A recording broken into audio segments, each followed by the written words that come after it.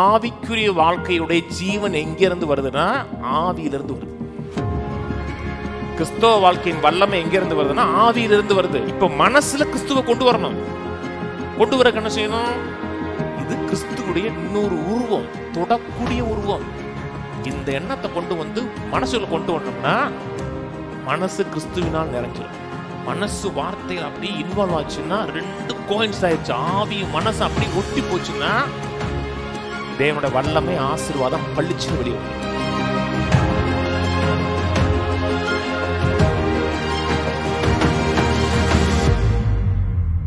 சங்கீதம் 78 திருப்புவோம்.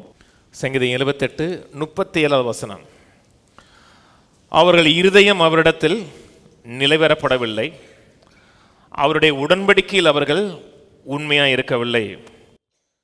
40 எத்தனை தரமோ வனாந்தரத்தில் அவருக்கு கோபமூட்டி அவாந்தர வெளியிலே அவரை விசனப்படுத்தினார்கள். அவர்கள் திரும்பி தேவனை பரீட்சை பார்த்து இஸ்ரவேலின் பரிசுத்தரை மட்டுப்படுத்தினார்கள். அவருடைய கரத்தையும் அவர் தங்களை சத்துருவுக்கு விலக்கி மீட்ட நாளையும் நினையாமல் போனார்கள் சொல்லப்பட்டிருக்கிறது. 2-3 வாரமாக ஏன் நாம் சம்பூர்ணத்தில் வாழ முடியல, பரிபூர்ணத்தில் வாழ முடியல, கர்த்தருடைய சித்தத்தில் வாழ முடியலன்னு பார்த்து வருகிறோம். நம்மை குறித்து தேவனுடைய சித்தம் என்பது குறைவு கிடையாது. நம்மை குறித்து தேவனுடைய சித்தங்கிறது வியாதி கிடையாது. நம்மை குறித்து தேவனுடைய சித்தங்கிறது வறுமை கிடையாது. அதாவது மனிதனை கர்த்தர் ஆதியில் எப்படி படைச்சாரோ அதை பார்க்கலும் சிறந்த விதத்தில் இருக்கணும். ஆதியில் மனிதனை படைக்கும் பொழுது மனிதனுக்கு ஒரு குறையும் இல்லை, எல்லாமே நிறைவாக இருந்துச்சு. ஒரே ஒரு குறைவு இருந்துச்சு, அந்த குறைவையும் நிறைவேற்றினார். மனிதன் தனிமையாக இருப்பது நல்லதல்ல அப்படின்னு சொல்லிட்டு ஒரு சூட்டபிள் பர்சனை ஏற்படுத்தி கொடுத்தார். எந்த குறைவு இல்லாமல் வாழ்ந்தான். பாவம் செய்ததுக்கப்புறம் அவனுக்கு எல்லாமே குறைபட ஆரம்பிச்சது. அதுக்கப்புறம் தான் கண்ணீர் வருகிறது, அதுக்கப்புறம் தான் வேதனை வருகிறது, பாடுபட்டு சம்பாதிக்கக்கூடிய ஒரு சூழ்நிலை வருகிறது. நல்லா வேலை செய்யணும், ஆனால் இருதயத்தில் ஸ்ட்ரெஸ் இருக்கக்கூடாது, பாடு இருக்கக்கூடாது. இருதயத்தில் கர்த்தர் கொடுத்த நினைவுகள் இருக்கணும், கர்த்தருடைய சிந்தைகள் இருக்கணும், கை துரிதமாக வேலை செய்யணும், வீட்டில் ஐஸ்வர்யமும் ஆசீர்வாதமும் தங்கியிருக்கணும். அதான் நம்மை குறித்த தேவனுடைய சித்தம். இஸ்ரவேல் மக்கள் நமக்கு மிகப்பெரிய எடுத்துக்காட்டாக இருக்கிறார்கள் வேதம் சொல்லுகிறது. கொரிந்திய புத்தகத்தில் சொல்லும் பொழுது அவர்களுக்கு நடந்ததெல்லாம் நமக்கு பாடமாக இருக்குதுன்னு சொல்லப்பட்டிருக்கிறது. அவருக்கு தேவன் ஏற்படுத்தி வைத்த வாழ்க்கைங்கிறது குறைவான வாழ்க்கை அல்ல. குறைவில் இருந்தார்கள், பற்றாக்குறையில் இருந்தார்கள். காய் வைத்து கஞ்சி அரை வைத்து கஞ்சி தான் சாப்பிட்டார்கள். நல்ல உணவு இல்லை, ஆரோக்கியமான சூழ்நிலை வாழலை. அப்படிப்பட்ட சூழ்நிலை இருந்த மக்களை கர்த்தர் ஆட்டுக்குட்டியின் ரத்தத்தினாலே விடுவித்து வனாந்தரத்தில் கொண்டு போய் இதே பரவாயில்லப்பா உன்னை நடத்துறேன்னு சொல்லலை. வனாந்தர வாழ்க்கையை அவர்களுக்கு குறித்த தேவனுடைய சித்தம் இல்லை.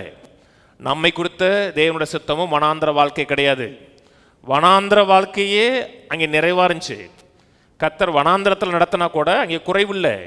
அங்கே என்ன குறைவு இருந்துச்சு? மண்ணாக இருந்தது.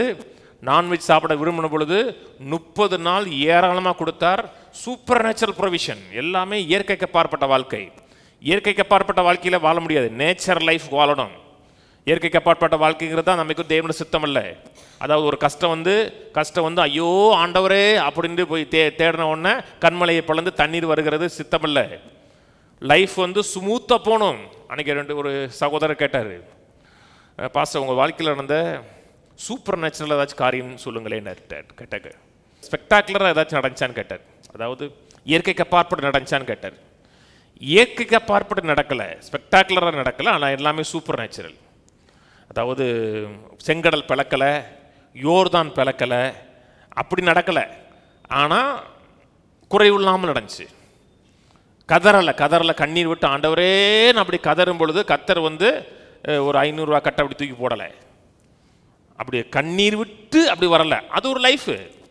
அந்த வாழ்க்கை சில நேரத்தில் கர்த்தர் செய்கிறாரு. ஆனால் அப்படித்தான் வாழணுமான்னு கேட்டோம்னா அப்படி வாழ்வது கர்த்தருடைய சித்தம் இல்லை. அந்த கானான் தேசத்துக்குள்ள வாழ்ந்தாங்க பார்த்தீங்களா, அதான் ஒரு நேச்சுரல் லைஃப். கர்த்தரை நம்பி கர்த்தரை விசுவாசித்து கர்த்தருடைய வார்த்தையின்படி வாழக்கூடிய ஒரு வாழ்க்கை. அதான் நம்மை குறித்து தேவனுடைய சித்தமும் இருக்கிறது. ஆனால் அவர்களை வாழலை. இஸ்ரவேல் மக்கள் அந்த வாழ்க்கையை வாழலை. பார்த்தார்கள்.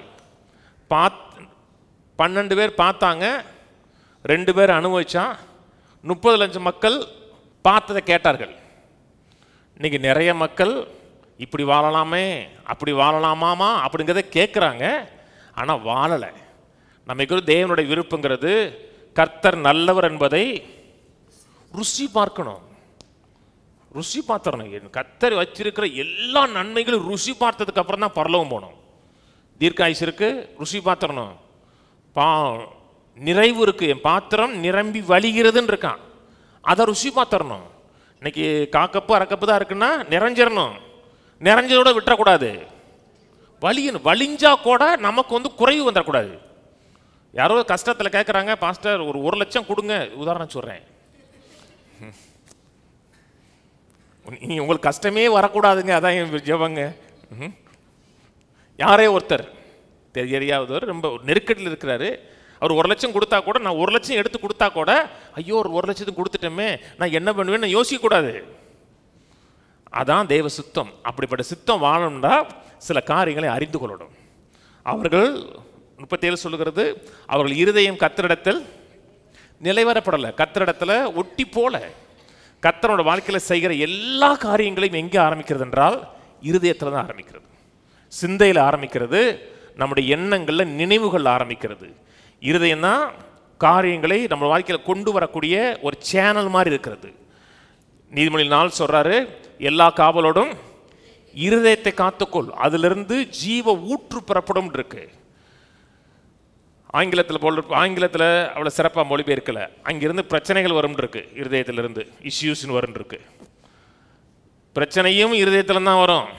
சண்டை அப்படி திடீர்னு வந்துச்சு, திடீர்னு கத்தி எடுத்து சண்டை போடுறோமா, ஃபைட் பண்ணுறோமா, ஒரு நினைவுகள் வருது. அந்த நினைவுகள் கொஞ்ச நேரத்தில் அப்படியே யோசிக்கிறோம், யோசிச்சதுக்கப்புறம் வாயில் சொற்களாக வருது. நன்மைகள் எப்படி வருது? இருதயத்தில் தான் வருது. இருதயத்தில் சிந்திக்கிறோம், யோசிக்கிறோம், அது பேச ஆரம்பிக்கிறோம். ஆனால் மூல பாஷையில் அந்த இஷ்யூஸுங்கிற வார்த்தையை, அந்த ஜீவ ஊற்று பெறப்படுங்கிற வார்த்தையில் மூல வார்த்தை என்ன சொல்லப்பட்டிருக்குன்னா எல்லைகள் புறப்படும் இருக்கு. எவ்வளோ தூரம் போகிறோம், எவ்வளோ தூரம் முன்னேற போகிறோங்கிறதை தீர்மானிக்கிறது இருதயத்தில் இருக்கக்கூடிய தேவனோட வார்த்தைகள். எந்த அளவுக்கு இருதயத்தில் வார்த்தை வச்சு காத்துக்கொள்கிறோமோ, சிந்திக்கிறோமோ, அந்த அளவுக்கு வாழ்க்கை சிறப்பாக மாற ஆரம்பிக்கும். நீதிமொழிகள் திருப்புவோம். நீதிமொழி 20:11, பிள்ளையானாலும் அதன் செய்கை சுத்தமோ செம்மையோ என்பது அதன் நடக்கையினால விளங்கும். அது பிள்ளையாக இருந்தாலும் சரி தான், சின்ன குழந்தையா இருந்தாலும் தான், பெரிய ஆளாக இருந்தாலும் சரி தான், அதனுடைய செய்கை சரியான செய்யோ நல்ல செய்யோ எப்படி தெரியும் என்றால் நடக்கையில் தான் தெரியும். சில மக்கள் சொல்கிறாங்க இல்லையா, என் இருதயம் உங்களுக்கு தெரியாதுங்கிறாங்க இல்லையா. இருதயம் நல்ல இருதயம் தான், செய்ய தான் சப்பு இல்லை, செய்ய தான் சரியில்லைங்கிறாங்க. என்னைக்கோ ஒரு நாளில் செய்கை சரியில்லைன்னா பிரச்சனை இல்லை, அது ஆக்சிடெண்ட்டாக நடந்திருக்கிறது. ஆனால் செய்கை கண்டினியூஸாக அப்படித்தான் இருக்கிறது என்றால் அது எங்கேருந்து வந்துச்சுன்னா இருதயம் சரியில்லைன்னு அர்த்தம். அவங்களுடைய இருதயம் நல்ல இருதயமா கெட்ட இருதயமாண்டு என் இருதயத்தை நீங்கள் செக் பண்ண முடியாது, உங்கள் இருதயத்தை நான் செக் பண்ண முடியாது. ஏதோ சில நேரத்தில் சில காரியங்கள் உங்கள் வாழ்க்கையில் நடக்குது அப்படின்னா அதை வச்சு நிதானிக்க முடியாது. ஆனால் அப்படித்தான் உங்கள் வாழ்க்கை முறையாக இருக்கிறது, கன்சிஸ்டண்ட்டாக செயல் இருக்கிறது என்றால் அப்படித்தான் இருதயம் இருக்கிறதுன்னு அர்த்தம்.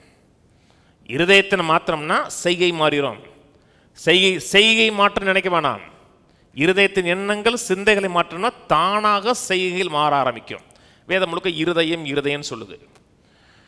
இருதயம் சொல்லும் பொழுது, நான் ஏற்கனவே பலமுறை இந்த சர்ச்சுக்கு வந்திருக்கீங்கன்னா தெரியும், இந்த இருதயத்தை வேதம் பேசலை.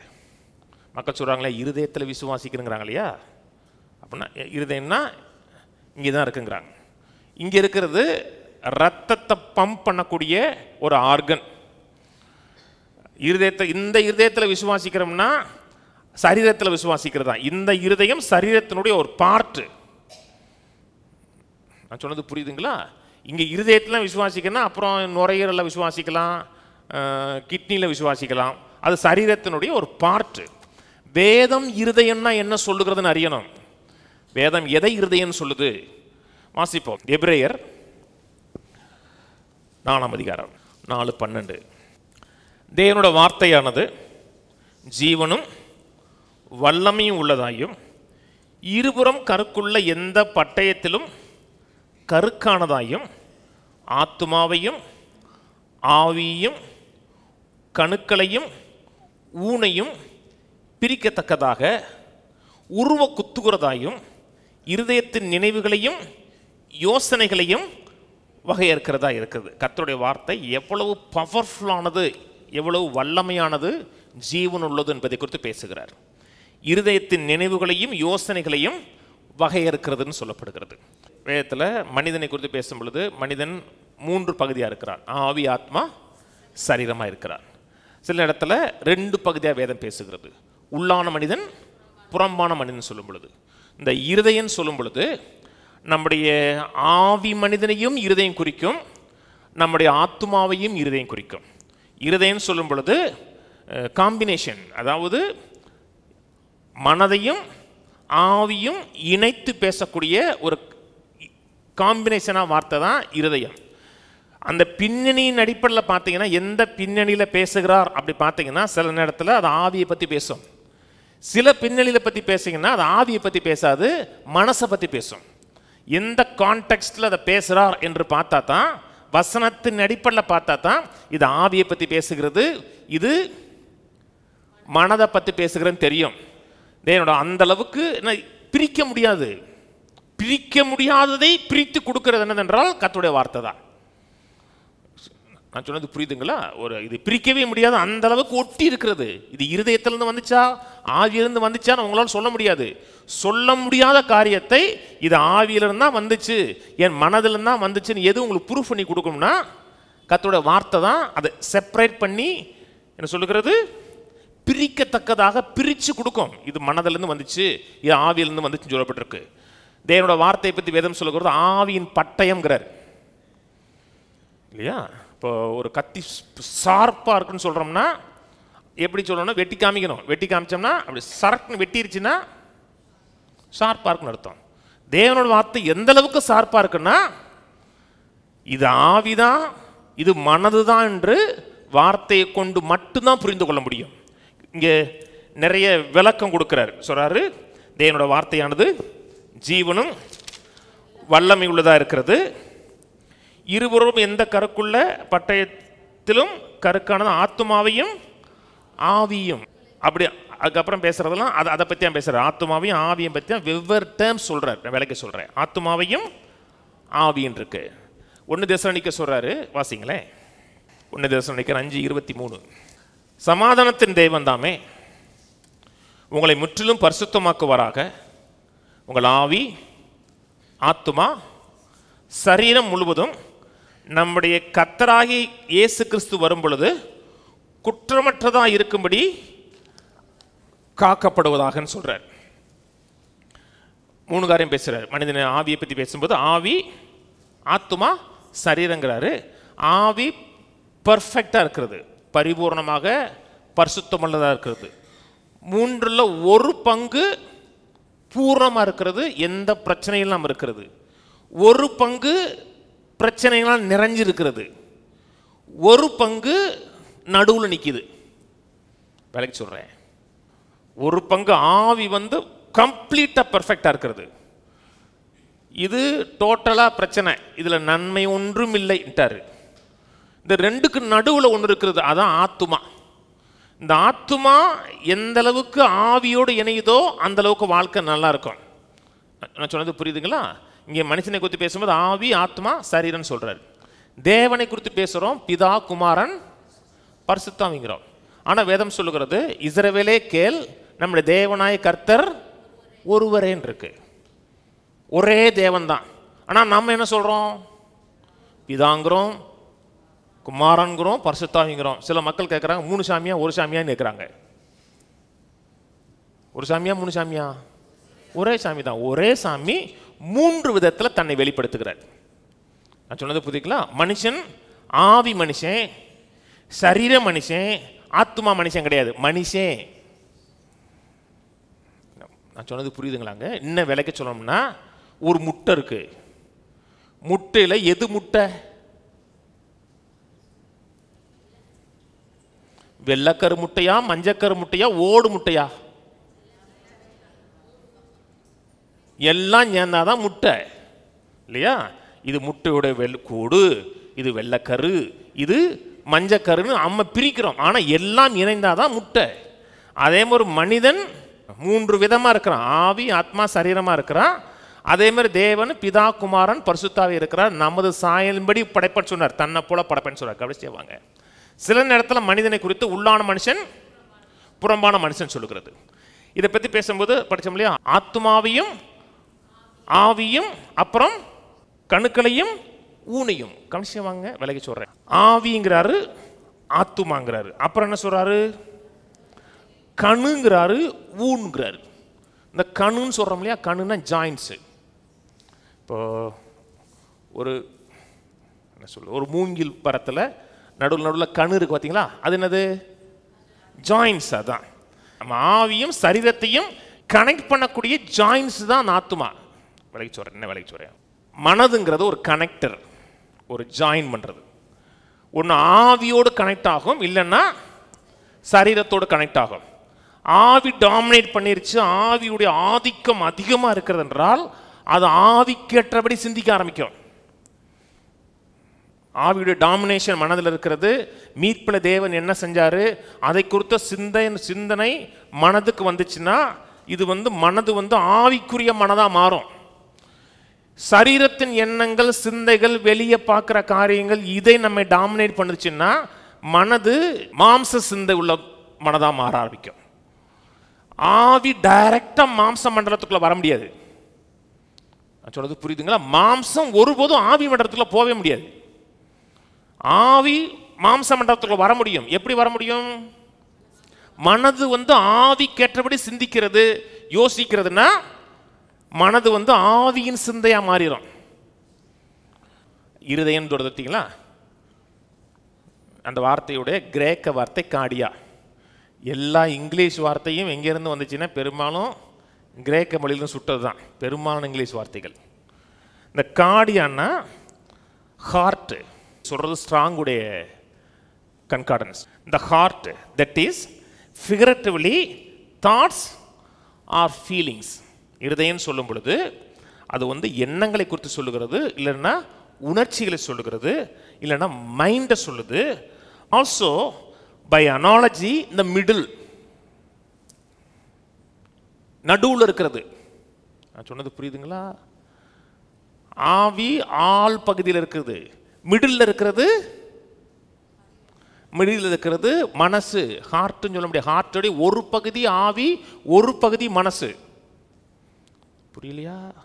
புரியுது இல்லை? சரி, ரோமர் திருப்புங்க, ரோமர் 8:6.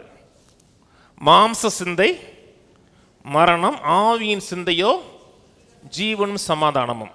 மாம்சத்துக்கு ஏற்றவற்ற மனது சிந்திக்கிறது, சரீரத்தில் என்ன நடக்குது, குடும்பத்தில் என்ன நடக்குது, வாழ்க்கையில் வர பிரச்சனை என்ன, சரீரத்தில் எந்த இடத்துல டாக்டர் சரியில்லைன்னு சொல்லிட்டாரு, இதே குறித்து சிந்திச்சிங்கன்னா உங்களுக்கு மரணம் உண்டாகும். மரணம் உண்டாகுன்னா செத்து போக மாட்டோம், டிப்ரெஷன் உண்டாகும், ஸ்ட்ரெஸ் உண்டாகும், தேவனுடைய ஜீவன் சரீரத்தில் ஃப்ளோ ஆகாது. நான் சொன்னது புரியுதுங்களா? இந்த அந்த உள்ள இருக்கிற ஜீவனை வெளியே கொண்டு வரக்கூடிய ஜாயிண்ட் என்னது? மனது. மனசு எந்த அளவுக்கு மீட்பில் தேவன் என்ன செஞ்சார், கல்வாரி சிலுவை நமக்கு என்ன ஏற்படுத்தி கொடுத்துருக்கோம், அதே இரவும் பகலும் சிந்திக்கிறது என்றால் ஸ்ட்ரெஸ்ஸுக்கு அங்கே இடமே எல்லாம் போயிடும்.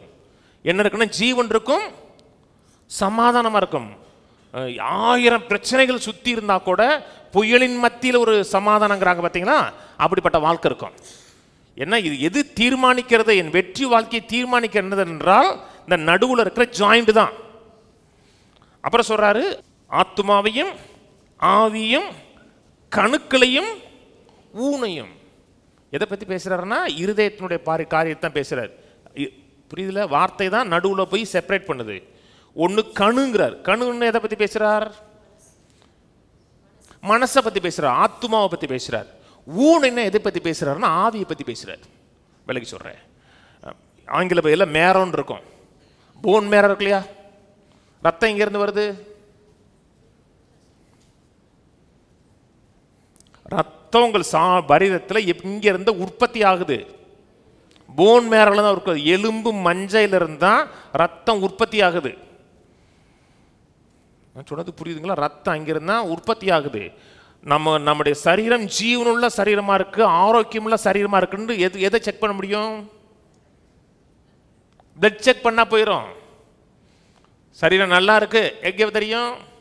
ஒரு சிரிஞ்சு எடுத்து அப்படியே ஒரு 2 மணி நேரம் கொஞ்சம் சொல்லுவாங்க, இது சரியில்லை அது சரியா இருக்கு இல்லைன்னு சொல்லிடுவாங்க.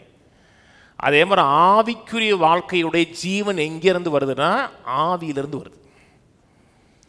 கிறிஸ்தவ வாழ்க்கையின் வல்லமை எங்கிருந்து வருதுன்னா ஆவியிலிருந்து வருது, மனசுல இருந்து வர்றது கிடையாது.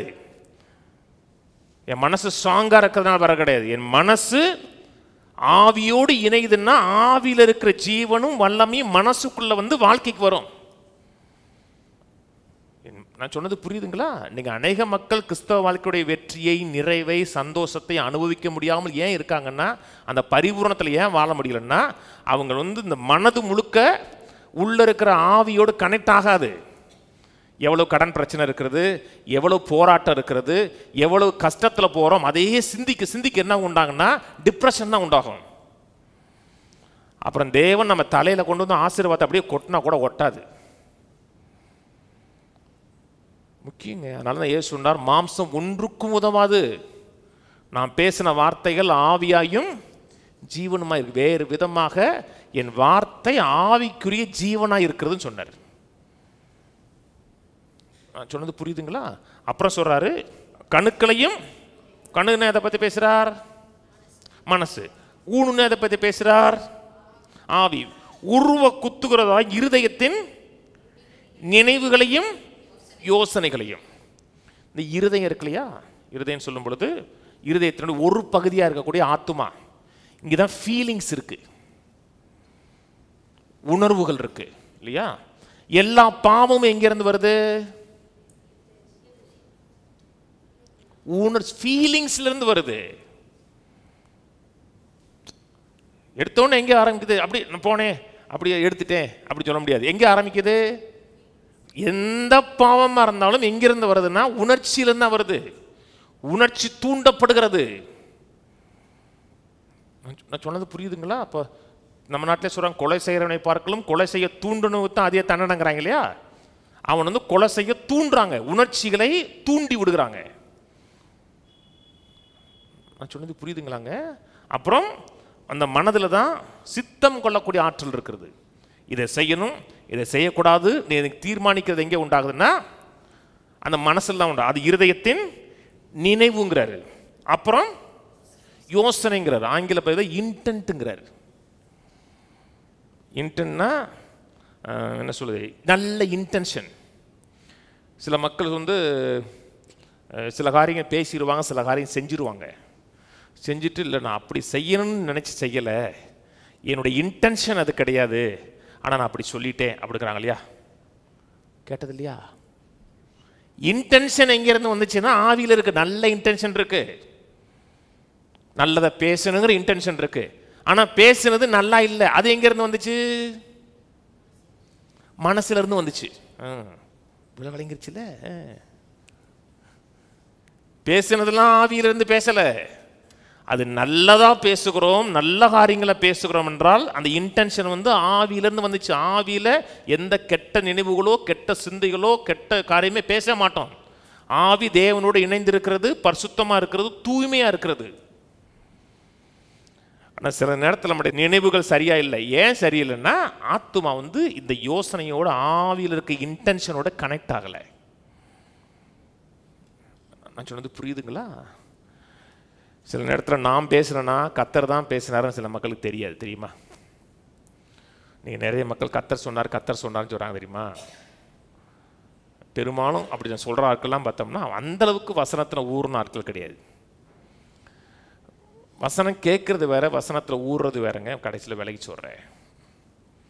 சில மக்களுக்கு வசனம் தெரியும், ஆனால் வசனம் தெரிஞ்சால் கூட வேண்டுமென்றே அந்த வசனத்துக்கு விரதமாக செயல்படுவாங்க.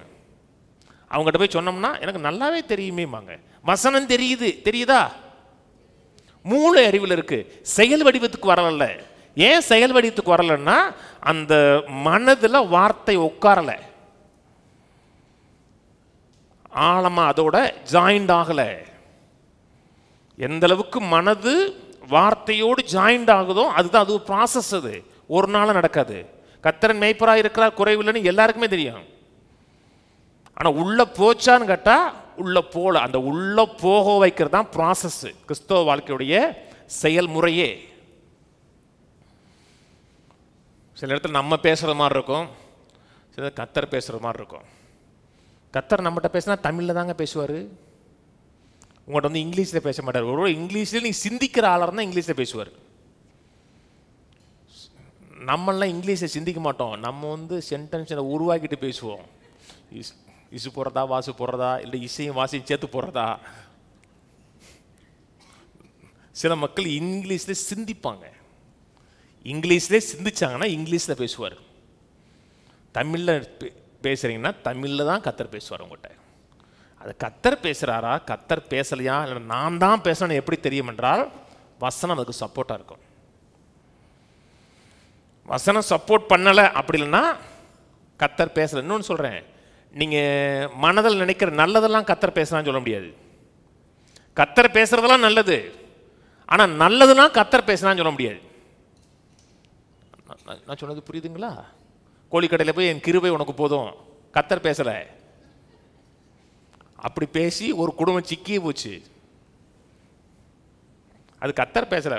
அந்த கடைக்காரரு அவருக்கு அந்த வசனம் பிடிச்சிருக்கு, அவர் எழுதி போட்டிருக்காரு. நான் சொன்னது புரியுதுங்களா? உள்ள சொல்லும் ஆவிக்கும் மனதுக்கும் ஒரு ஜாயிண்ட்ஸ் இருக்கும். வசனத்தை கேட்கும்போது ஆவி துள்ளும், தெரியுமா? ஆவி துள்ளும், மனசு தான் சந்தேகப்படும், 1000 சந்தேகம் வரும். ரெண்டும் உள்ள ஒரு போர் நடந்துக்கிட்டே இருக்கும். உள்ள ரெண்டுமே உள்ளதான் நடக்கும். இப்போ கர்த்தர் சொல்கிறாரு, ஒருவேளை நீங்கள் பழைய காலத்து சினிமா பார்க்குறாலும் வச்சுங்களேன், பழைய காலத்து படம், எனக்கு பழைய காலத்து படம் தான் தெரியும், புது காலத்து படம் தெரியாது. பணக்காரனை கொள்ளையடிச்சு ஏழையில் கொடுக்கணும் அப்படின்னு கர்த்தர் சொல்கிறாரு உங்கள்கிட்ட. பழைய காலத்து படம்லாம் அதாரங்க, பணக்காரனை கொள்ளையடிக்கணும், ஏழைகளுக்கு கொடுக்கணும், அவர் ஹீரோ. என்ன ஒரு பைத்தியக்காரத்தனம். அதையும் நம்ம கைதட்டி பார்த்துக்கிட்டு இருந்தோம். அப்படி கர்த்தர் சொல்ல மாட்டார். கர்த்தர் சொல்லுகிறது வந்து அது நல்லதா தெரிஞ்சா கூட அதனுடைய செயல்முறை தப்பா இருந்துச்சுன்னா கர்த்தர் சொல்லணும்னு அர்த்தம். சொன்னது செயல்முறை கரெக்டாக இருக்கணும். பணம் எப்படி வந்தானா, நாய் விற்கிற காசு குறைக்குமா அப்படின்னு கேட்டோம்னா குறைக்காது. அவங்க என்ன சொல்கிறாங்கன்னா, எப்படினாலும் பணம் சம்பாதிச்சுக்கலாம், பணம் தானே முக்கியங்கிறாங்க. அப்படி கிடையாது. கர்த்தர் சொன்னார் என்றால் எண்டும் சரியாக இருக்கும், அதை அடையக்கூடிய வழியும் சரியாக இருக்கும். அப்போ தான் கர்த்தர் சொல்கிறாருன்னு உங்களுக்கு விளங்கும். வாசிப்போம் சில வசனங்கள். ரோமர் 7:22. உள்ளான மனுஷனுக்கு ஏற்றபடி தேவனுடைய நியாய பிரமாணத்தின் மேல் பிரியமாக இருக்கிறேன். உள்ளான மனுஷனுக்கு ஏற்றபடி வார்த்தையின் மேலே பிரியமாக இருக்கிறேன் சொல்கிறார். இது ஆவியை பற்றி பேசுதா, மனசை பற்றி பேசுதா?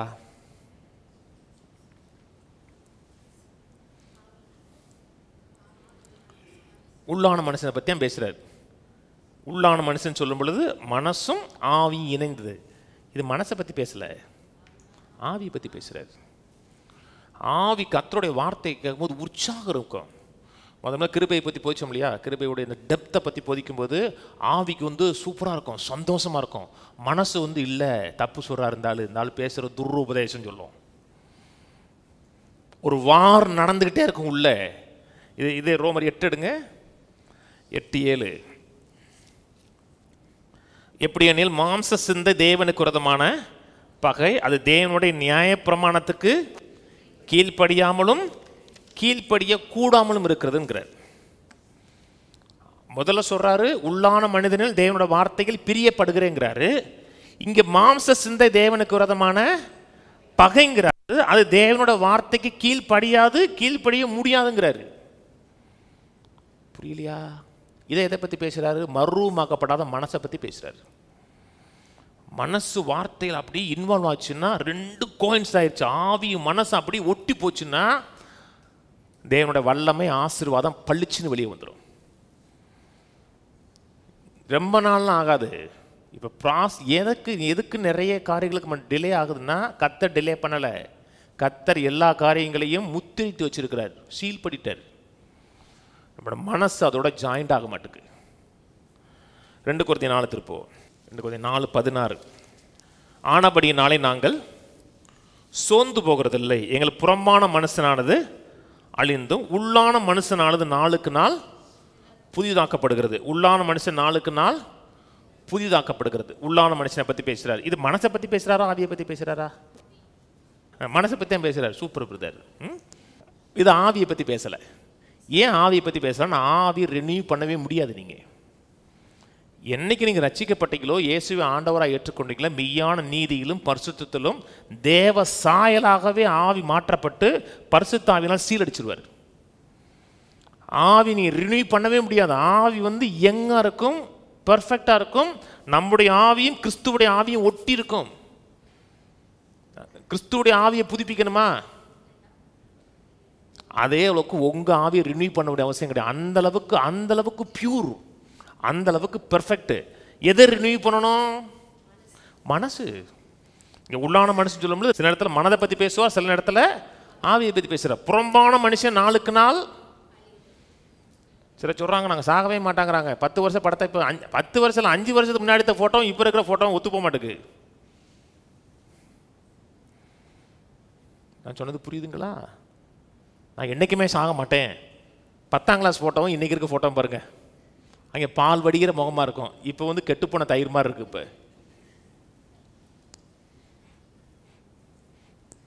ஏன் புறம்பான மனுஷன் அழியுது. இந்த புறம்பான மனுஷனை வாழ்க்கையின் நோக்கம் நிறைவேறுகிற வரை வாழ வைக்கலாம். எப்படி வாழ வைக்கலாம்னா, ஆவி மனசோட ஜாயிண்ட் ஆகணும், மனசு சரீரத்தை டாமினேட் பண்ணணும். டாமினேட் பண்ணிச்சுன்னா இந்த உள்ள இருக்கிற ஜீவன் புதுசாக பாடி ரெனோவேட் ஆகும். பாடி ரெனோவேட் ஆகுது தெரியுமா? பாடி ரெனோவேட் ஆகும். கிட்னிலாம் அடிக்கடி தன்னை புதுசாக்கிக்கிறோங்கிறாங்க. புது செல்ல கிட்னி உருவாக்கிட்டே இருக்குங்கிறாங்க. பூட்டின வீடு, ஏசி போட்ட ஒரு வீடு, யாருமே வரலை, நீங்கள் மட்டும்தான் போயிட்டு வரீங்க. கொஞ்சம் டெஸ்க்குலாம் தலையை பார்த்தீங்கன்னா ஊர்கொட்டை இவ்வளோ குப்பை இருக்கும். இருக்கா? அந்த குப்பை எங்கேருந்து வந்துச்சு? பூட்டின வீடு. உங்கள் பாடியில் இருந்து குப்பைங்க அது. உங்கள் பாடியோடைய மண் அது. பாடி ரெனோவேட் ஆகிட்டே இருக்குங்க. நீங்கள் போகிற சுத்தமாக பூட்டி இருக்கு, எப்படி குப்பை உள்ள வந்துச்சு? ஏன்னா ஒரு குப்பை அப்பப்போ போயிட்டு வருது.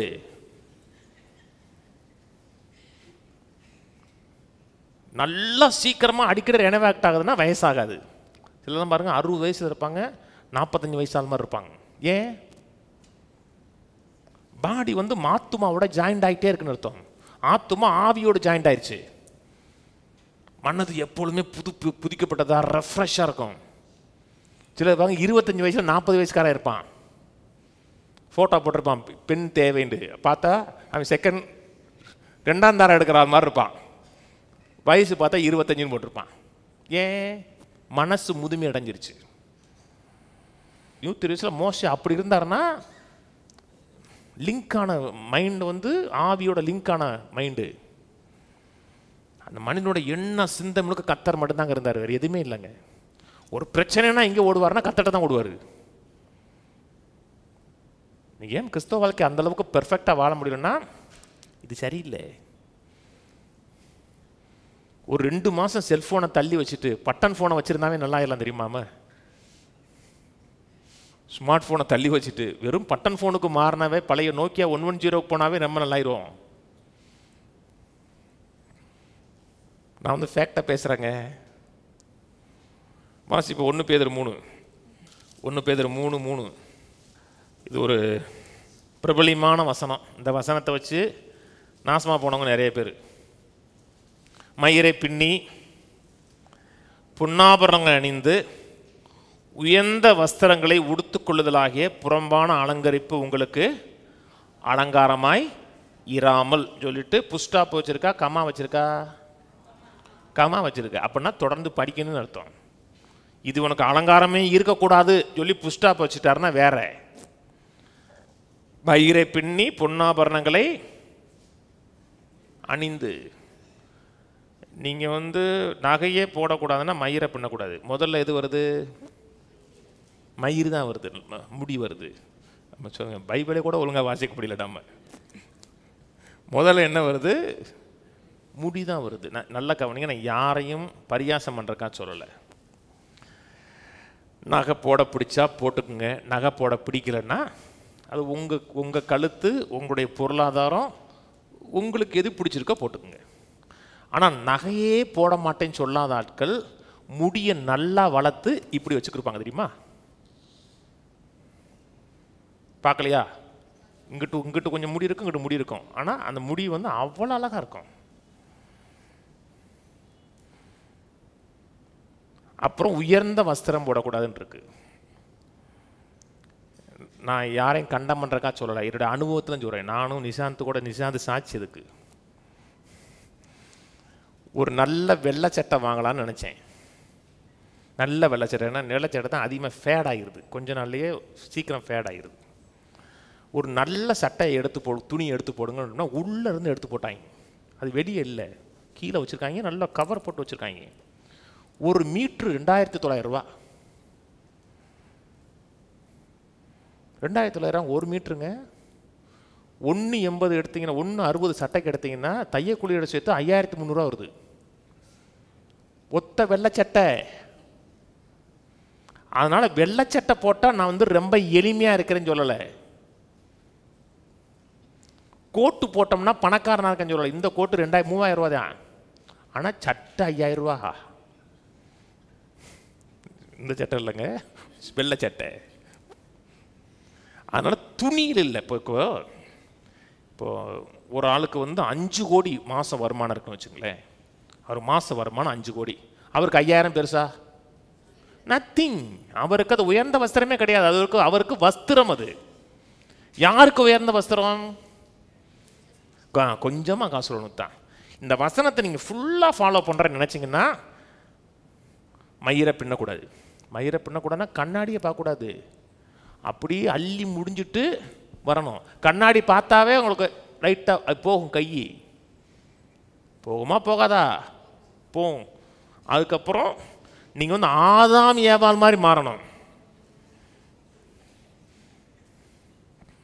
நீங்கள் அப்படியே கடைப்பிடிச்சிங்கன்னா, வசனத்தை அப்படி ஃபாலோ பண்ண போகிறேன்னா அப்படி போயிடணும். இந்த 3மே உங்களுக்கு வாழ்க்கையில் இருக்கக்கூடாது. மயிரை பின்னக்கூடாது, பொன்னாபரம் அணியக்கூடாது, தலையை தட்டிட்டு வரணும். 3 நாளில் இலை தலை கிழிஞ்சிடும். சரி, வருவோம், பாயிண்ட்டுக்கு வருவோம். அழியாத அலங்கரிப்பாக இருக்கிற சாந்தமும் அமைதிலும் உள்ள ஆவியாகிய இருதயத்தில் மறைந்திருக்கிற குணமே உங்களுக்கு அலங்காரமாக இருக்க கிடது. அதுவே தேவனுடைய பார்வையில் விலையேறப்பட்டது. எந்த ஒரு வசனத்தை நீங்கள் எடுத்து படித்தாலும் பின்னணி என்ன, எதை பற்றி பேசுகிறார், அதான் பின்னணி. வேதத்தில் யாக்கோபில் சொல்கிறார், விபச்சாரரே விபச்சாரிகளேங்கிறார். புதிய ஏற்பாட்டில் பேசுது, யாக்கோபில் பேசுது. உங்களை பற்றி பேசுகிறாரா? உங்களை பற்றி பேசினாரா? என்னை பற்றி பேசினாரா? நம்ம 2 பேரை பற்றியே பேசலை. ஆனால் பைபிள் அந்த வசனம் இருக்கா? இருக்கு. ஏன் அந்த வசனம் சொல்லுது? விபச்சாரரே விபச்சாரிகளேங்கிறார். ரோட்டில் போகிற ஆட்களை சொல்லலை, யூத மக்கள்கிட்ட பேசுகிறாருங்க. யாக்கோபு யாருக்கு பிரதமமாக ஊழியம் செஞ்சார்? யூதர்கள்ட்ட ஊழியம் செஞ்சார். அவன் என்ன செஞ்சான்னா இயேசுவை ஏற்றுக்கொண்டான். அதே நேரத்தில் 10 கற்பனையும் கை கொள்ளணும்னு சொல்லி தேவாலயத்தில் பலி செலுத்தினான். அப்படி செலுத்தினோம்னா அது ஆவிக்குரிய விபச்சாரம். இஸ்ரவேல் மக்கள் நியாயப்பிரமாணத்துக்கு தங்களுக்கு கல்யாணம் நினச்சிட்டாங்க. ஒன்று இந்த புருஷனை விடு, ஏட்டா அந்த புருஷனோட வாழு, 2 புருஷனோட வாழன்னு நினச்சிங்கன்னா அது அப்போ நீங்கள் அப்போ அந்த வசனத்தை படிக்கும்போது ஏன் சொல்கிறாருன்னு பின்னணி பார்க்கணும். இங்கே பின்னணி என்ன? நகை போடுறதை பற்றியா பேசுகிறாரு? ஒரு கணவனை எப்படி ரட்சிப்புக்குள்ள வழி நடத்துதுன்னு பேசுகிறாரு. மனைவி ரட்சிக்கப்பட்டிருக்காங்க, கணவன் ரட்சிக்கப்படலை. நீங்கள் நல்லா நகை போடுறதுனாலையோ சிவி சிங்காரிச்சிருக்கிறதுனால கணவன் மாறிடுவாரா? உங்கள் அழகை பார்த்து கணவன் ஆட்கொள்ளப்படுவாரான்னு கிடையாது, அடுத்த வீட்டுக்காரன் ஆட்கொள்ளப்படுவான். நான் ஃபேக்டாக பேசுகிறேன். கணவனை எது கவர்ந்திருக்கும்னா நகையும் பொருளும் ஆடம்பரம் கிடையாது, இருதயத்தில் இருக்கிற கேரக்டரு. 24 மணி நேரமும் அந்த வீட்டில் வாழ்கிறோம். நான் சொன்னது புரியுதுங்களாங்க? ஒரு கணவனை மாத்திரோட மனைவியை மாத்திரம்னா இருதயத்தில் இருக்கிற கேரக்டர் சொல்கிறாரு. அமைதியில் உள்ள ஆவியாகிய இருதயத்தில் மறைந்திருக்கிற குணமே. ஒரு ஆவிக்குரிய சிந்தை, ஆவிக்குரிய நேச்சர், ஒரு மனைவிக்கு இருந்துச்சுன்னா கணவன் போதனையின்றி ரட்சிக்கப்படுவான். கீழே தான் பேசுறாரு 2 போதனையின்றி மனைவிகளின் நடக்கையினாலே ஆதாயப்படுத்திக் கொள்ளப்படுவார். எப்படி ரட்சிக்கப்படுவான்னு சொல்றது? நீங்க பேச வேணாம், சர்ச்சுக்கு வாங்கன்னு சொல்ல வேணாம், பைபிளை படிங்கன்னு சொல்ல வேணாம், எதுவுமே சொல்ல வேணாம். நீங்க உங்களுக்கு கேரக்டர் பேசும். மாறுங்க. இப்படி இருந்தவ எப்படி மாறினா வசனத்தில் இருக்க கேரக்டர். அது சொல்ற அழியாத குணம்ங்கிறார். கீழே போடு 4.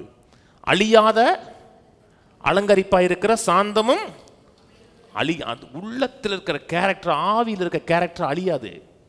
மனதில் இருக்க கேரக்டர் மாறிட்டே இருக்கும். ஆவியில் இருக்க கேரக்டர் அழியாத கேரக்டர். அதனால தான் ஆவி எந்த காலகட்டத்திலையும் ஆவி கரைபடாதுன்னு சொல்கிறோம். நீங்கள் ஒரு பாவம் செஞ்சிட்டிங்கன்னா பாவியாக மாறுறது கிடையாது. ஆவியிலிருந்து பாவம் வரலை. எங்கேருந்து வந்துச்சு? மனசுலேருந்து வந்துச்சு. அதனால தான் ஒரு பாவம் செஞ்சோன்னா நம்ம கண்டம் பண்ணுற கிடையாது, அவனை ஆவி கேட்டபடி சிந்திக்க சொல்கிறோம். சிந்திச்சோம்னா கொஞ்ச நாளில் வாழ்க்கை மாறும். முக்கியங்க 3ல் ஒரு பகுதி பெர்ஃபெக்ட், ஒரு பகுதி சரியில்லை, ஒரு பகுதி 2 கட்ட நிலையில் நிற்கும். மெஜாரிட்டி அது இந்த சரி பங்கு ஆதரவுங்கிறாங்க. 2 பேரும் ஒரே மாதிரி ஓட்டு எடுத்துட்டாங்க. நடுவில் ஒருத்தர் இருப்பான் தெரியுமா, ஒரு ஆள். அவன் யாரோட சேர்றானோ அவன் மெஜாரிட்டி. மனசு அப்படிப்பட்ட ஆள். 3ல் 2 சேர்ந்த மெஜாரிட்டி. மனசு சரீரத்தோடு செஞ்சுன்னா சரீரம் மெஜாரிட்டி, ஆவியோடு செஞ்சுன்னா ஆவி மெஜாரிட்டி. ஆவிக்கு ஒற்ற சிந்தனை வரும், ஆவியிலுக்கு வல்லமை, ஆற்றல், அத்தனை நன்மைகள் வெளிப்பட ஆரம்பிக்கும். ஏசாயா 26 போயிடுவோம். 26:3. உம்மையை உறுதியாய் பற்றி கொண்ட மனதை உடையவன், உம்மையே நம்பியிருக்கிறபடினால் நீர் அவனை பூர்ண சமாதானத்துடன் காத்துக்கொள்வீர். ஆவி கத்தரை தான் நம்பியிருக்கு. மனசு எந்த அளவுக்கு கத்தரோடு இணைந்திருக்கிறதோ, கத்தருடைய காரியங்களை சிந்திக்கிறதோ, அந்த அளவுக்கு பூர்ண சமாதானத்தோடு இருப்பான். சில மக்கள் பிரசங்கம் பண்ணும்போது நல்லா தூங்குவாங்க. சிலர், எல்லாரும் தூங்க மாட்டாங்க, சிலர் தூங்குவாங்க. தூங்குனா கூட ஆவி கேட்டுகிட்டே தான் இருக்கும். ஆவி கேட்டு என்ன பண்ண போகுது? ஆவியிலேருந்து வசனம் போயிட்டே இருக்கும். ஆவிக்கு வசனம் போகாது. எதுக்கு போகும்? மனசுக்கு போகும். சில அது ஒரு நாடகம். நான் அப்படியே தூங்குனா கூட என் ஆவியில் ஃபீட் ஆகிட்டே இருக்கும். அது எப்படி ஆகும்? ஆவி ஃபீட் பண்ணவே முடியாது. நீங்கள் மனசு அலர்ட்டாக இருக்கணும். எல்லாம் கவனிங்க. இந்த பைபிளை பார்த்தா பிசாசு பயந்துருவானா? சிலுவை எப்படி காமிச்சா பயந்துருவானா? இது சினிமாவில் மட்டும் நடக்கும். பேய் வருது, சிலுவை காமிச்சோம்னா பேய் ஓடிடும். அந்த காலத்தில் ஒரு சினிமா பார்த்தேன். அந்த காலத்தில் இங்கிலீஷ் படம். ஒரு பேயை கொல்லவே முடியாது. கடைசியில் சிலுவையை உருக்கி பொல்லட்டா மாற்றி அதை சுடுவாங்க.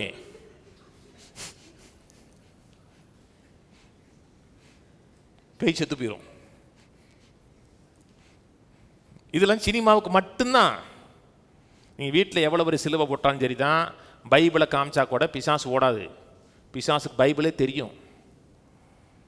பைபிளுக்கு வசனமே பிசாசு தெரியும். இந்த பைபிளில் இருக்கிற வசனம் உங்கள் மனசுக்குள்ளே வந்துருச்சுன்னா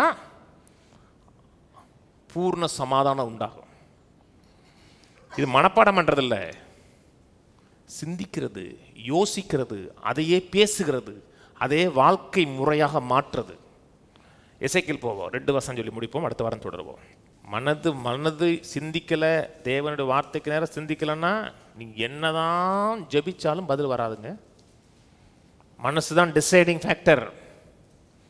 எண்ணங்கள், சிந்தைகள். எசேக்கியேல் 36:25. அப்பொழுது நான் உங்கள் மேல் சுத்தமான ஜலம் தெளிப்பேன், நான் உங்களுடைய எல்லா அசுத்தங்களையும் உங்களுடைய எல்லா நரகலான விக்கிரங்களை நீக்கி உங்களை சுத்தமாக்குவே, நீங்கள் சுத்தமாவீர்கள். உங்களுக்கு நவமான இருதயத்தை கொடுத்து உங்களுக்கு உள்ளத்தில் புதிதான ஆவியை கட்டளையிட்டு கல்லான இருதயத்தை உங்கள் மாம்சத்திலிருந்து எடுத்து போட்டு சதையான இருதயத்தை உங்களுக்கு கொடுப்பேன். இதெல்லாம் உருவமாக பேசுகிறார். ரட்சிக்கப்படுறதுக்கு முன்னாடி நமக்கு இருந்த இருதயம் கல்லான இருதயம், ஆதாமோடு கனெக்டான இருதயம், தோல்வியிலையும் விரக்தியிலையும் இணைந்த ஒரு இருதயம். இப்போ கல்லான இருதயத்தை எடுத்து ஒரு சாப்டான இருதயத்தை கொடுத்துருக்கிறார். சதையான இருதயம்னா ஒரு தேவனோட வார்த்தைக்கு இசையக்கூடிய ஒரு ஆவியை கொடுத்துருக்கிறார். இந்த ஆவியில் தேவனோட ஜீவன் இருக்கிறது, தேவனோட சுகம் இருக்கிறது, ஆவிக்குரிய கனிகள் இருக்கிறது, தேவனை நேசிக்கக்கூடிய நேச்சர் எல்லாம் ஆவியில் இருக்கிறது. இந்த ஆவிக்கேற்றபடி மனது சிந்திக்குதுன்னா வாழ்க்கை மாறும். மார்க் 7 போன வாரம் சொன்னேன், சீசர்கள் கை கழுவாமல் சாப்பிட்றாங்க.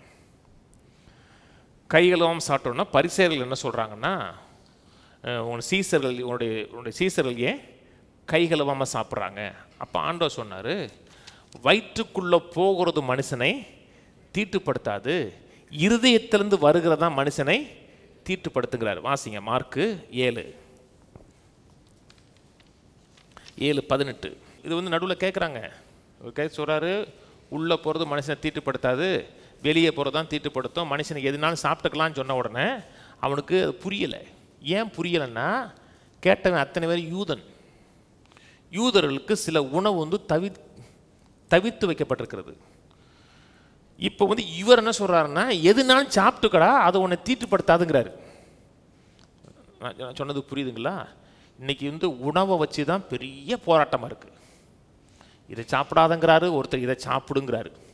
இதை சாப்பிட்டா தீர்க்காயுசா வாழலாங்கிறாரு. எவ்வளோ தீர்க்காயுசா வாழ? 2 வருஷம் எக்ஸ்ட்ரா வாழலாம்.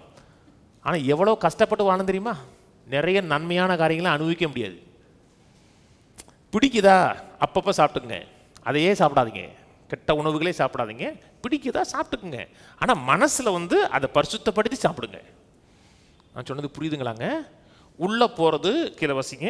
அதற்கு சீசர்கள் கேட்டதால் விளக்கு சொல்கிறார். அதற்கு அவர், நீங்களும் இவ்வளவு உணர்வுள்ளாதவர்களா? புறம்பே இருந்து மனுஷனுக்குள்ளே போகிறது என்றும் அவனை தீட்டுப்படுத்தாதென்று நீங்கள் அறிந்து கொள்ளவில்லையா? அது அவன் இருதயத்தில் போகாமல் வயிற்றுக்குள்ளே போகிறது. நீங்கள் சாப்பிட்ற எதுவும் இருதயத்துக்குள்ளே போகுமா? எங்கே போகும்? வயிற்றுக்குள்ளே போகும். நல்ல உணவாக இருந்துச்சுன்னா ரொம்ப நேரம் கழிச்சு வரும், கெட்ட உணவாக இருந்துச்சுன்னா சீக்கிரமாக வந்துடும். அவ்வளோதான் ஃபேக்ட், அவ்வளோதான். இதனால உங்களை காயப்படுத்திடும், உங்களை கெடுத்துரும். உணவு உங்கள் வாழ்க்கையை அது அப்படியே உள்ளே போகும், வெளியே டாய்லெட்டுக்குள்ளே போயிடும், அவ்வளோதான். அது அவன் இருதயத்தில் போகாமல் வயிற்றில் போகிறது. அதிலிருந்து எல்லா போஜனங்களின் அசுத்தங்களையும் கழிக்கிற ஆசன வழியாய் நீங்கி போகும். மனுஷனுக்குள்ளே இருந்து புறப்படுகிறதே மனுஷனை தீட்டுப்படுத்தும். எப்படியெனில், மனுஷனுடைய இருதயத்திலிருந்து பொல்லாத சிந்தனைகளும், விபச்சாரங்களும், வேசித்தனங்களும், கொலைபாதகங்களும், களவுகளும், பொருளாசைகளும், துஷ்டத்தனங்களும், கபடும், காம விகாரமும், வன்கண்ணும், தூசணமும், பொறாமையும், மதிகேடும் எல்லாம் எங்கேருந்து வருது? மனுஷனுடைய மனதிலிருந்து வருது, ஆவியிலிருந்து இல்லை, மனசுலேருந்து வருது. அதனால தான் சபையாக ஒன்று கூடி சத்தியத்தை கேட்பது ரொம்ப ரொம்ப முக்கியம். சபையாக ஒன்று கூடி அல்லது நேரம் ஒதுக்கி வசனம் கேட்குறோம் பார்த்தீங்களா? வசனம் கேட்க கேட்க வசனம் உள்ளே போயிட்டே இருக்கும். ஒரு எண்ணம் வரும், கெட்ட எண்ணம் வரும். அந்த எண்ணம் இச்சையாக மாறாது. ஏன் இச்சையாக மாறாதுன்னா, வசனம் மனதை டாமினேட் பண்ணிக்கிட்டு இருக்கோம். கெட்ட எண்ணமே வராத வசனம் கேட்டோம்னா வரும். என்ன மனசு இருக்கு, பிசாசுன்னு ஒருத்தர் இருக்கான், கெட்ட விதைகளை விதைப்பான். ஆனால் வசனம் மனது முழுக்க வசனத்தால் நிறைஞ்சிருச்சுன்னா அதை நம்ம டாமினேட் பண்ண விடாது. அது நமக்குள்ள கருத்தரிப்பதற்கு இடம் இல்லாமல் போயிடும். இல்லைன்னா மனது கருத்தரிச்சிருச்சு, சிந்திச்சிருச்சுன்னா கொஞ்சம் நல்ல செயலாக மாற ஆரம்பிக்கும். எபேசியர் 4:22. அந்தபடி முந்தின நடக்கைக்குரிய மோசம் போக்கும் இச்சைகளாலே கெட்டு போகிற பழைய மனுஷனை நீங்கள் களைந்து போட்டு உங்கள் உள்ளத்தில் புதிதான ஆவி உள்ளவர்களாகி மெய்யான நீதியிலும் பரிசுத்தத்திலும் தேவ சாயலாக சிருஷ்டிக்கப்பட்ட புதிய மனுஷனை தரித்து கொள்ளுங்கள். புதிய மனுஷன் உள்ள இருக்கிறான். அந்த புதிய மனுஷன் யாரு? ஆவி மனுஷன். அந்த ஆவி மனுஷன் எப்படி இருக்கான்? மெய்யான நீதியிலும் பரிசுத்தத்திலும் தேவ சாயலாகவே இருக்கான். தேவ சாயலாகவே சிருஷ்டிக்கப்பட்டிருக்கான் ஆவி மனுஷன். புறம்பான மனுஷன் ஒருத்தர் இருக்கான் சொல்றாரு இல்லையா மேல 22. அந்தபடி முந்தின நடக்கக்கூடிய மோசம் போக்கும் இச்சைகளால் கெட்டு போகிற பழைய மனுஷன். இந்த பழைய மனுஷனோட நேச்சர் மனசுல இருக்கா? ரட்சிக்கப்பட்டாலும் அந்நிய பேசினாலும் என்னை பற்றி தெரியாது சொல்கிறோம் இல்லையா?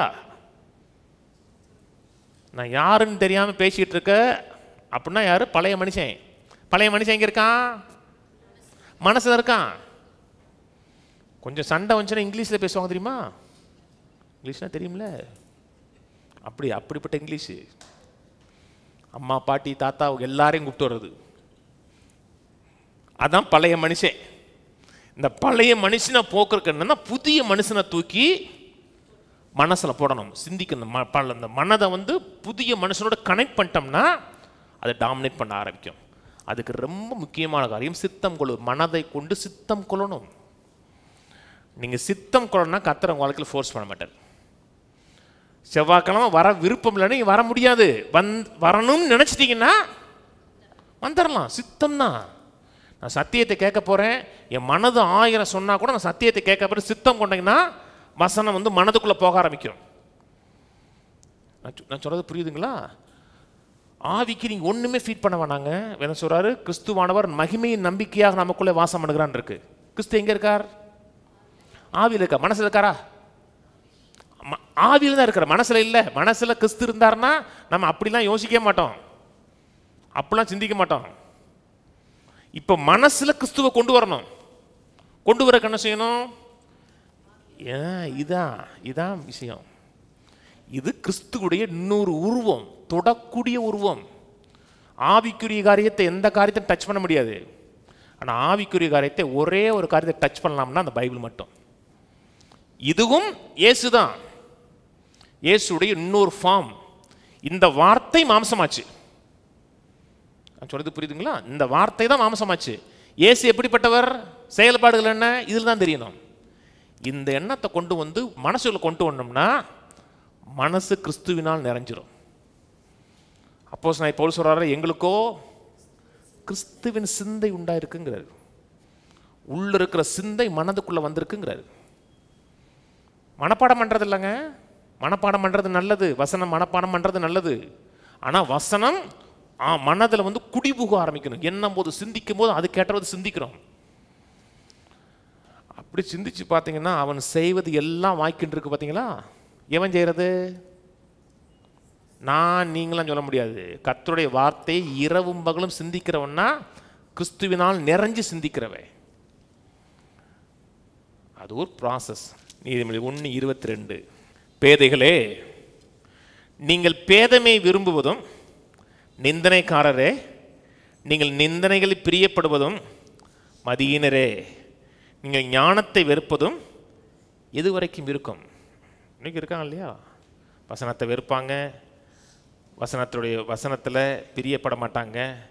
23, என் கடிந்து கொள்ளுதலுக்கு திரும்புங்கள், இதோ என் ஆவியை உங்களுக்கு அருளுவேன், என் வார்த்தைகளை உங்களுக்கு தெரிவிப்பேன். என்னுடைய நான் சொல்றதுக்கு திரும்புங்க. எது திரும்பணும்? மனசு திரும்பணும். மனசு திரும்புது. அப்படி ஆவிக்கு வந்து நான் மனசு ஒத்துழைக்குதுன்னா மாற்றம் உண்டாயிரும். வார்த்தை கேட்கணும், அப்புறம் அந்த வார்த்தைகளை ஆவியானுடைய நிழலிடுதல் இருக்கணும். ஆவியானவரையும் வார்த்தையும் பிரிக்க முடியாது. சொன்னது புரியுதுங்களா? கடைசி ஒரே ஒரு வசனம், எபிரேயர் 8:10, அந்த நாட்களுக்கு பின்பு நான் இஸ்ரவேல் குடும்பத்தோட பண்ணும் உடன்படிக்கையாவது என்னுடைய பிரமாணங்களை என்னோட ஆசை விருப்பங்களை அவருடைய இருதயத்திலே எழுதுவேன். நான் அவர்கள் தேவனாயிருப்பேன், அவர்கள் ஜனமாயிருப்பார். கிறிஸ்தவ வாழ்க்கையோட ரொம்ப பிரதானமான காரியம் நம்முடைய மனதில் தேவன் எழுதுவதற்கு இடம் கொடுப்பது. ஆவியில் எழுத மாட்டார். ஆவி வந்து எழுதியாச்சு. மனதில் எந்த அளவுக்கு வசனம் எழுதுவதற்கு இடம் கொடுக்குறோமோ, வசனத்துக்கு இருதயத்தை இணங்கி கொடுக்குறோமோ அந்த அளவுக்கு எழுதுவார். எந்த அளவுக்கு ஆசைகளை எழுதி அது பதிஞ்சிருச்சுன்னா வாழ்க்கை வந்து நிறைவான வாழ்க்கையாக இருக்கும். இது வந்து விளையாட்டு வாழ்க்கையில் இருந்தால் கிறிஸ்தவ வாழ்க்கைங்கிறது சீரியஸான லைஃபுங்கிறோம். எந்த அளவுக்கு சிந்திக்கிறோமோ அந்த அளவுக்கு வாழ்க்கை மாறும். நிச்சயமாகவே கர்த்தருடைய சித்தங்களும் நோக்கங்களும் நிறைவேறும். எல்லாருக்குமே நிறைவேறின ஆசை இருக்குது, ஒவ்வொரு கிறிஸ்தவனுக்கு இருக்குது. ஆனால் தடையாக இருக்கிறது என்னதென்றால் மறுரூபமாக்கப்படாத மனசு. கர்த்தருக்கு ஏற்ற விதத்தில் சிந்திப்பது கிடையாது. சிந்திச்சு பாருங்க, நான் உங்களுக்கு எனக்கு தான் சொல்கிறேன், வாழ்க்கை சீக்கிரமாக மாறும். கர்த்தரோட ஆசீர்வாதம் தென்படக்கூடிய சரீரத்தில் தென்பட்டுரும். இந்த சரீரம் மனதோடு கனெக்ட், மெஜாரிட்டி 2 மெஜாரிட்டி எடுத்துருச்சுன்னு வச்சுங்களேன், சரீரத்துக்கு வேற வழியே கிடையாது, இணங்கி தான் போனோம். அதுக்கு வேற வாய்ப்பே கிடையாது. மனசு டாமினேட் பண்ணிருச்சு, ஆவியோடு இணைஞ்சிருச்சுன்னா சரீரத்துக்கு ஆப்ஷனே கிடையாது. சுகம் உண்டாகும், செழிப்பு உண்டாகும், தொட்டது தொடங்கும், குடும்பம் சமாதானமாக இருக்கும். அடுத்த வாரம் தொடருவோம். எழுந்து நிற்போம். கர்த்தருக்கு நன்றி செலுத்துவோம். பிதாவே, துதிக்கிறோம், ஸ்தோத்திரிக்கிறோம். செய்த எல்லா நன்மைகளுக்காக, எல்லா விதமான கிருபைகளுக்காக நன்றி. எங்களை நேசிக்கிறவர், எங்களை ஆசீர்வதிக்கிறவர், எங்களை குறைவில்லாமல் நடத்துகிற கர்த்தர் குறைவில்லாமல் நடத்தி நிறைவான பலனினால் எங்களை நிரப்ப வேண்டுமா ஜெபிக்கிறேன். கேட்ட மக்களை ஆசீர்வதிக்கிறோம். வாழ்க்கை ஆசீர்வாதமாக இருக்கட்டும், பரிபூர்ணமாக இருக்கட்டும், சம்பூர்ணமான ஆசீர்வாதங்களால் ஆசீர்வதித்து நடத்துவீராக. எந்த குறையும் எங்கள் வாழ்க்கையில் இல்லாதபடி என்னோட மனது வார்த்தைக்கேற்ற விதத்தில் சிந்திக்கட்டும். கிறிஸ்துவின் சிந்தையாக எங்கள் மனது மாறட்டும். ஆவிக்கேற்றபடி நடந்து கொள்ளுங்கள்னு சொல்லப்பட்டிருக்கிறதே, ஆவிக்கேற்றபடி நடந்து கொள்ள சிந்திக்கக்கூடிய மக்களாய் மாற்றுவீராக. இருதயத்தை காத்துக்கொள்ள, இருதயத்தை கர்த்தரிடத்தில் ஒப்பு கொடுத்து கர்த்தருக்கேற்ற விதத்தில் இருதயத்தை பழக்க உதவி செய்வீராக. எல்லா கனமும் எல்லா மகிமையும் உமக்கே உண்டாகட்டும். ஆசீர்வதியும் இயேசு கிறிஸ்துவின் நாமத்தில் பிதாவே, ஆமென். கர்த்தராகிய இயேசு கிறிஸ்துவின் கிருபையும் பிதாவாகிய தேவனுடைய அன்பும் பரிசுத்தாவின் ஐக்கியமும் நம் அனைவரோட கூட இன்றைக்கும் என்றைக்கும் கிறிஸ்துவின் வருகை மட்டும் இருப்பதாக. ஆமென். கர்த்தரோட ஆசீர்வதித்து எல்லா தீமைகளுக்கும் விலக்கி காக்க கடவர். கர்த்தர் தம்முடைய தயவுள்ள முகத்தை உங்க மேல பிரகாசிக்க பண்ணி உங்க மேல கிருபையாயிருக்க கடவர். கர்த்தர் தம்முடைய முகத்தை உங்களை பிரசன்னமாக்கி எல்லையெங்கும் சமாதானம் கட்டளையிட கடவர். கர்த்தரோட ஆசீர்வதித்து ஜீவனோடு சுகத்தோடு தீர்க்காயுசோடு ஒரு நோயும் பலவீனமும் அணுகாமல் 120 ஆண்டுகளுக்கு மேலாக வாழ வைப்பாராக. ஆமென், ஆமென், ஆமென்.